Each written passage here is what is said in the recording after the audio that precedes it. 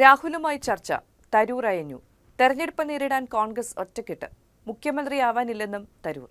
കൊച്ചിയിൽ നടന്ന മഹാപഞ്ചായത്ത് വേദിയിലെ അവഗണനയെ ചൊല്ലി ഇടഞ്ഞുനിന്ന പ്രവർത്തക സമിതി അംഗവും എംപിയുമായ ശശി തരൂരുമായി ചർച്ച നടത്തി തർക്കം പരിഹരിച്ച് കോൺഗ്രസ് നേതൃത്വം. ലോക്സഭാ പ്രതിപക്ഷ നേതാവ് രാഹുൽ ഗാന്ധിയും പാർട്ടി അധ്യക്ഷൻ മല്ലികാർജ്ജുൻ ഖാർഗെയുമായി ഡൽഹിയിൽ നടത്തിയ 2 മണിക്കൂർ ചർച്ചയിലാണ് മഞ്ഞുരുകിയത്. നേതാക്കളുമായി ക്രിയാത്മക ചർച്ച നടത്തിയെന്നും നിയമസഭാ തെരഞ്ഞെടുപ്പ് പ്രചരണത്തിൽ സജീവമായി പങ്കെടുക്കുമെന്നും ശശി തരൂർ പറഞ്ഞു. ഞങ്ങൾ ഒന്നിച്ച് നീങ്ങേണ്ടവരാണ്. അതിൽ കൂടുതൽ എന്താണ് പറയാൻ കഴിയുക? കേരളത്തിൽ മുഖ്യമന്ത്രി സ്ഥാനാർത്ഥിയാകാൻ താൽപ്പര്യമില്ലെന്ന് തരൂർ മാധ്യമപ്രവർത്തകരോട് പറഞ്ഞു. കൊച്ചിയിലെ പരിപാടിയിൽ നേരിട്ട അവഗണനയോടുള്ള പ്രതിഷേധമെന്നോണം തരൂർ ഡൽഹിയിൽ നടന്ന കേരള നേതാക്കളുടെ യോഗത്തിൽ പങ്കെടുത്തിരുന്നില്ല. കോഴിക്കോട്ടെ സ്വകാര്യ പരിപാടിയിൽ പങ്കെടുക്കാനുണ്ടെന്ന് നേരത്തെ അറിയിച്ചെന്നാണ് അന്ന് തരൂർ പറഞ്ഞത്.